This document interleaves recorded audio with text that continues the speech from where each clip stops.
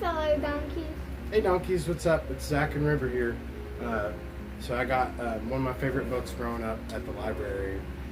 It is called The Mous And The Motorcycle by Beverly Cleary. Ralph will take the ride of his life. We're going to read the first 2 chapters tonight, and if you guys want to listen, that would be awesome. Chapter 1, New Guest. Keith, the boy in the rumpled shorts and shirt, did not know he was being watched as he entered room 215 of the Mountain View Inn. Neither did his mother and father, who both looked hot and tired. They had come from Ohio and for 5 days had driven across plains, deserts, and over mountains to the old hotel in the California foothills, 25 miles from Highway 40.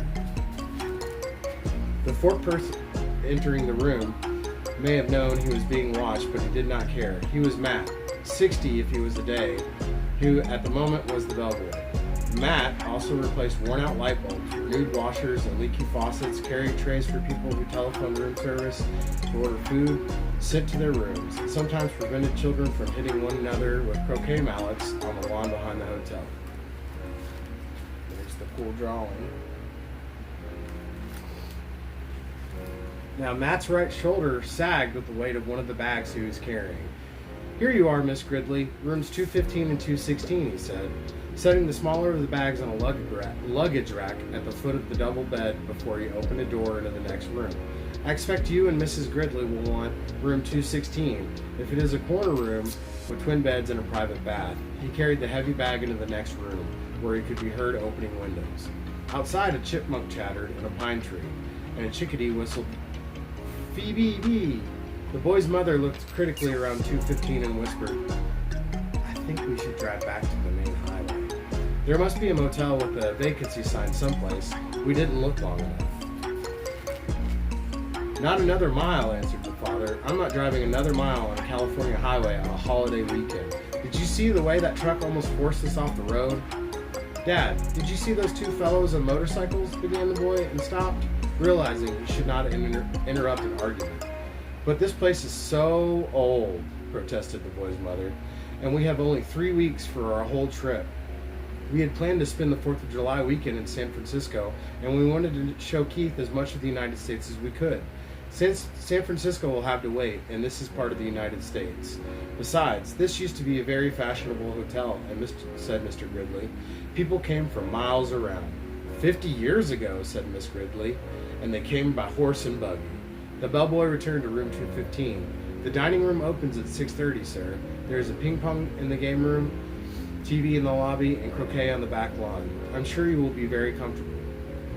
Matt, who had seen guests come and go for many years, knew there were 2 kinds. Those who thought the hotel was dreadful, old barn of a place, and those who thought it charming and quaint, so quiet and restful. "Of course we will be comfortable," said Mr. Gridley, dropping some coins into Matt's hand for carrying the bags. "But this big old hotel is positively spooky," Miss Rivy made out one last protest. "It is probably full of mice."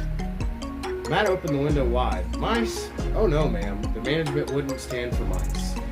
"I wouldn't mind a few mice," the boy said as he looked around the room. At the high ceiling, the knotty pine walls, the carpet so threadbare that many of its roses had almost entirely faded, the one chair with the anti-massacre on its back, the wash basin and towel racks in the center of the room.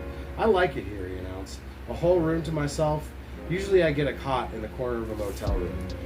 His mother smiled, relenting. Then she turned to Matt. "I'm sorry, it's just that it was so hot crossing Nevada and we are not used to mountain driving.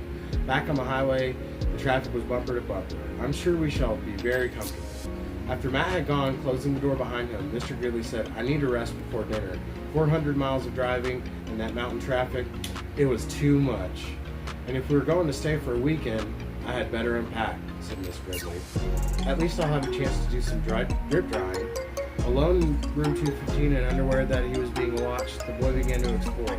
He got down on his hands and knees and looked under the bed. He leaned out the open window as far as he could and greedily inhaled deep breaths of pine-scented air. He turned the hot and cold water on and off in the wash basin and slipped one of the small bars of pepper-wrapped soap into his pocket. Under the window, he discovered a knothole in the pine wall down by the floor, and squatting, poked his finger into the hole. When he felt nothing inside, he lost interest. Next, Keith opened his suitcase and took out an apple and several small cars. A sedan, a sports car, an ambulance, about 6 inches long, and a red motorcycle half the length of the cars, which he dropped onto the striped bedside before he bit into the apple. He ate the apple noisily in big chomping bites, and then laid the core on the bedside table between the lamp and the telephone. Keith began to play, running the cars up and down the bedspread, pretending that the stripes on the spread were highways and making noises with his mouth. Vroom, vroom for the sports car. Wee, wee for the ambulance, and for the motorcycle up and down the stripes. Once Keith stopped suddenly and looked quickly around the room as if he expected to see something or someone. But when he saw nothing unusual, he returned to his car. Vroom, vroom, bang, crash! The sports car hit the sedan and rolled over off the highway. The motorcycle came roaring to the scene of the crash. Keith! His mother called from the next room. Time to get washed for dinner. Okay. Keith parked his cars in a straight line on the bedside table beside the telephone, where he looked like a row of real cars, only much, much smaller. There's the cool drawing. The first thing Miss Gridley noticed when she and Mr. Gridley came into the room was the apple core on the table. She dropped it into the metal wastebasket beside the table as she gave several quick little sniffs of the air and said, looking perplexed, I don't care what the bellboy said. I'm sure this hotel has mice. I hope so, Keith muttered. Chapter 2. The Motorcycle. Except for one terrifying moment when the boy had poked his finger through the mouse hole, a hungry young mouse named Ralph eagerly watched everything that went on in room 215. At first he was disappointed at the size of the boy who was to occupy the room. A little child, preferably 2 or even 3 children, would have been better. Little messy children were always considered about leaving crumbs in the carpet. Oh well, at least these people did not have a dog. If there was one thing Ralph disliked, it was a Snoopy dog. Next, Ralph felt hopeful. Medium-sized boys could almost always be counted on to leave a sticky candy bar wrapper on the floor, or a bag of peanuts on the bedside table, where Ralph could reach them by climbing up the telephone pole. With a boy this size, the food, though not apt to be plentiful, was almost sure to be of good quality. The third emotion felt by Ralph was joy. When the boy laid the apple core by the telephone, this was followed by despair when the mother dropped the core into the metal wastebasket. Ralph knew that anything at the bottom of a metal wastebasket was lost to a mouse forever. A mouse lives not by crumbs alone, and so Ralph experienced still another emotion. This time food was not the cause of it. Ralph was eager, excited, curious, and impatient, all at once. The emotion was so strong it made him forget his empty stomach. It was caused by those little cars, especially that motorcycle, and the sound the boy made. The sound seemed to satisfy something within Ralph, as if he had been waiting all of his life to hear it. Went the boy to the mouse, the sound spoke of highways and speed, of distance and danger, the whiskers blown back by the wind. The instant the family left the room to go to dinner, Ralph scurried out of the metal mouse hole and across the threadbare carpet to the telephone, which came out of a hole in the floor beside the bedside table. Ralph! Scolded his mother from the mouse hole. You stay away from that telephone cord. Ralph's mother was a great worrier. She worried because their hotel was old and run down, and because so many rooms were often empty with no careless guests to leave crumbs behind for mice. She worried about the rumor that their hotel was to be torn down when the new highway came through. She worried about her children finding aspirin tablets. Ralph's father had tried to carry an aspirin tablet in his cheek pouch. The aspirin had dissolved in it with unexpected suddenness, and Ralph's father had been poisoned. Since then, no member of the family would think of touching an aspirin tablet, but this did not prevent Ralph's mother from worrying. Most of all, Ralph's mother worried about Ralph. She worried because he was a reckless mouse who stayed out late in the daytime, when he should have been home safe in bed. She worried when Ralph climbed the curtain to sit on the windowsill, to watch the chipmunk in the pine tree outside and the cars in the parking lot below.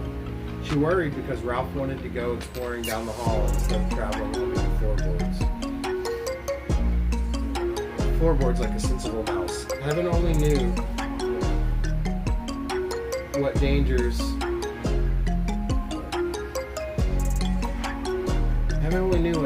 he might meet in the hall maids, help bellboys, perhaps even cats, or what was worse, vacuum cleaners. Ralph's mother had a horror back in the 30s. Ralph, who was used to his mother's worries, got a good running start and was already halfway up the telephone cord. "Remember your Uncle Victor," his mother called after him. Ralph seemed not to hear. He climbed the cord up the telephone, jumped down and ran around in the row of cars. There it was on the end, the motorcycle. Ralph stared at it and then walked over and kicked a tire. Close up, the motorcycle looked even.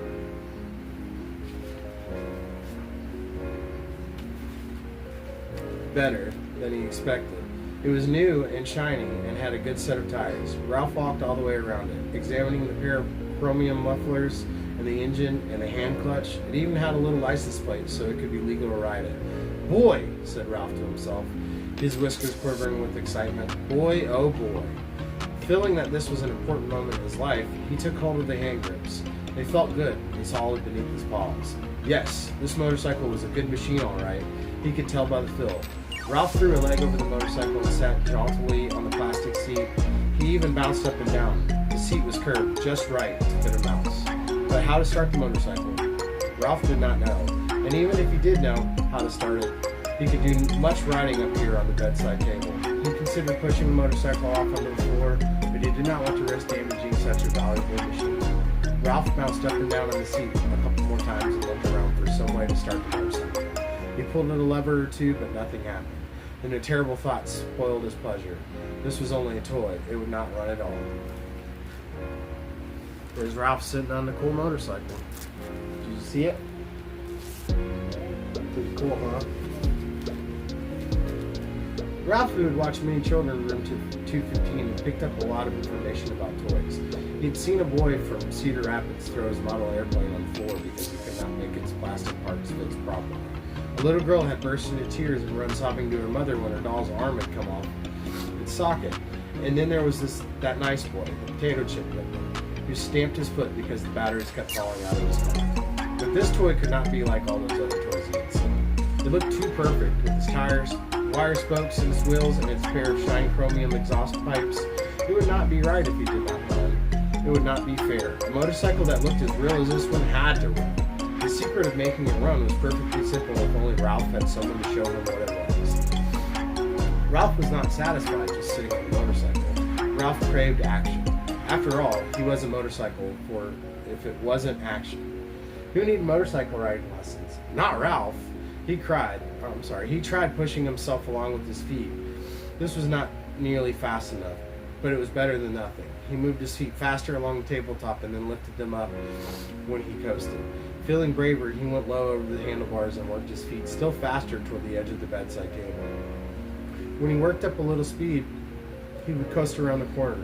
He scrambled his feet on the tabletop to gain momentum. In a split second, he would steer to the left. At that moment, the bell on the telephone rang half a ring, so close that it seemed to pierce the middle of Ralph's bones. It rang just half ring, as if the girl at the switchboard realized she had rung the wrong room and had jerked out the cord before the ring was finished. That half ring was enough. It shattered Ralph's nerves and terrified him so that he forgot all about steering. Looks like Ralph crashed. Yeah, look, it scared him so much he crashed off the motorcycle. Can you believe that?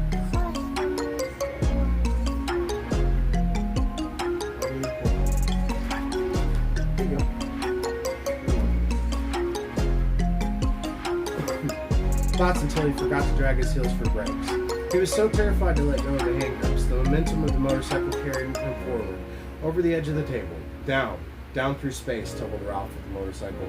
He tried to straighten out, to turn the fall into a leap, but the motorcycle got in his way.